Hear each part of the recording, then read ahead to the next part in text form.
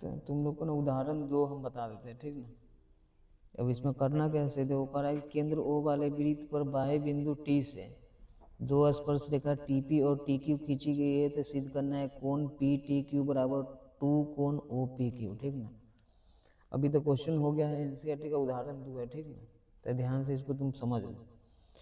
अब इसको लिखना कैसे है, ठीक ना। तो पहले तो क्वेश्चन देख लिया कि पी टी क्यू बराबर 2 ओ पी क्यू, मतलब ये जो कोण है ना, ये इस कोण का दोगुना होगा, यही सिद्ध करना है। तो तुमको सीधे चलना है हल के पास। तो तुमको लिखना क्या है कि लिखेंगे, कह रहा है कि केंद्र ओ वाले, तो तुमको भी लिखना है केंद्र ओ वाले वृत्त के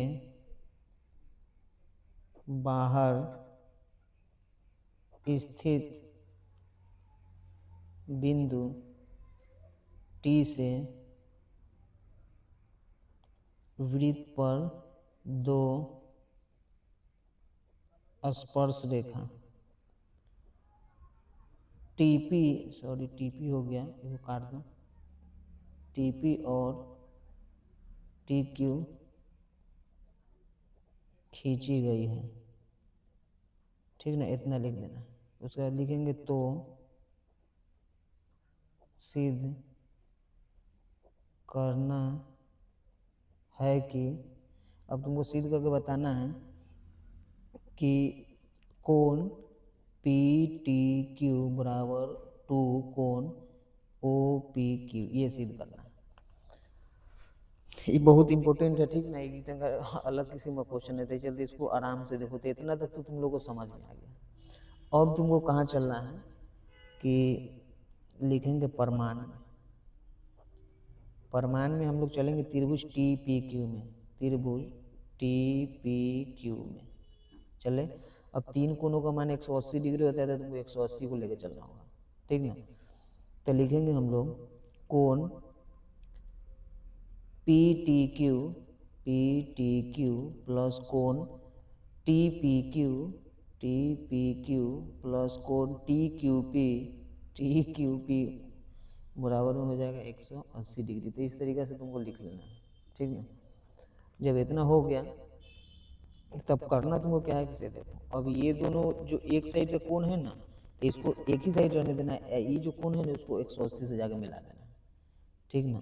अब इधर वाला कोण का नाम है टी, बीच में आएगा तो ये कोण हो गया, तो इसको अब इधर ले आएंगे तो ये दोनों बचेगा। तो लिखेंगे कोण टी पी क्यू प्लस कोण टी क्यू पी। इसमें देखो पी बीच में है या क्यू बीच में, तो इसीलिए दोनों कोण हो गया बराबर में 180 माइनस। अब क्या लिखेंगे हम लोग पी टी क्यू, तो पी टी क्यू के जगह पर थीटा है ना, तो तुम यहाँ क्या लिख दो, सीधा सीधी थीटा लिख दो। आ गया समझ में। तो इतना तुमको कर देना। अब इतना करने के बाद तुमको एक बात पता होना चाहिए कि जो स्पर्श रेखा ये है जितना, वही स्पर्श रेखा ये है, ठीक। अब जब दोनों स्पर्श रेखा बराबर है, तो जितना ये कोण होगा उतना ही ये कोण होगा ना। तो तुमको वही लिखना होगा कि चूंकि टीपी बराबर हो जाएगा टी क्यू। अब लिखेंगे जन ब्रैकेट में लिख देना समझने के लिए कि वृत्त की स्पर्श रेखा, ठीक ना, ये हो गया तुम्हारा। और जब स्पर्श रेखा हो गया हुआ है ये वाला, जब ये भुजा और ये भुजा दोनों बराबर है, तो समद्विबाहु त्रिभुज हो गया। अब सब समद्विबाहु त्रिभुज हो गया, इसीलिए यहाँ लिखा हुआ है कि जो समद्विबाहु त्रिभुज हो गया ना, तो लिखेंगे इसीलिए ये कोना भी और ये कोना दोनों इसका बराबर हो जाएगा। समद्विबाहु त्रिभुज का ना दोनों कोण नीचे वाला बराबर होता है, तो लिखेंगे कोण टी पी क्यू बराबर कोण टी क्यू पी, ये दोनों हम लोग का बराबर हो गया हुआ है। अब इसको तुमको मान लेना है समीकरण, मान लो कि इसको 2 मान लो, ठीक ना। इसको तुमको ना अपना दिमाग लाएगा 1 मान लो। अब हम लोग को लिखना है समीकरण 2 से कोण टी पी क्यू का, ये जो है ना टी पी क्यू का मान 1 में रखने पर, ये अपने से हम तुमको लिख के बता दे रहता है कि तुमको समझ में आएगा।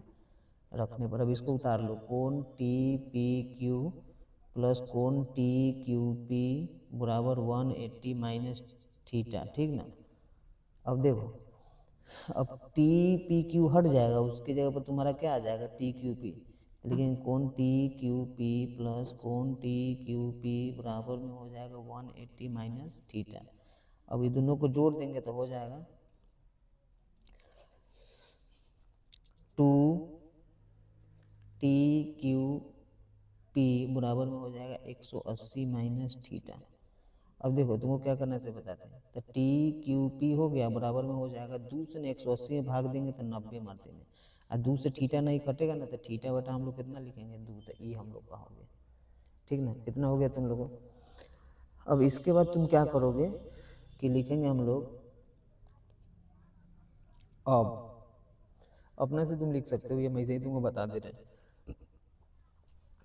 अब तुमको जाना है ना ई कोण के पास, ओ पी क्यू के पास, तो ओ पी क्यू जो है ना टी पी क्यू में का ही है, नहीं समझ में आया, टी पी क्यू ई हो गया, इसी में क्या है तुम्हारा ओ पी क्यू। तो ये टी पी क्यू तुम लोग को पता है 90 डिग्री है, तो उसी से तुमको चलना होगा, ठीक ना।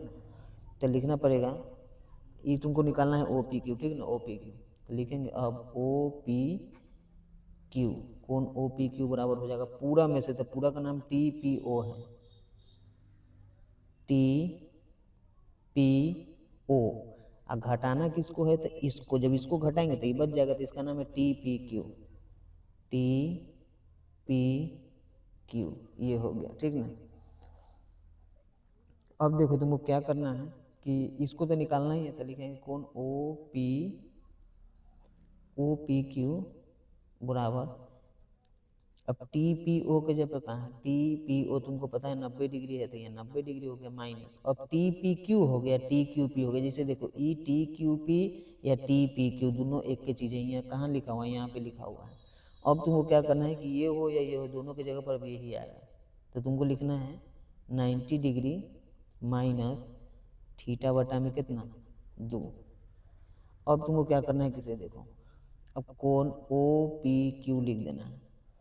अब ये तुम्हारा हो जाएगा 90 माइनस 90, क्योंकि माइनस गुना होगा प्लस हो जाएगा थीटा बटा में 2।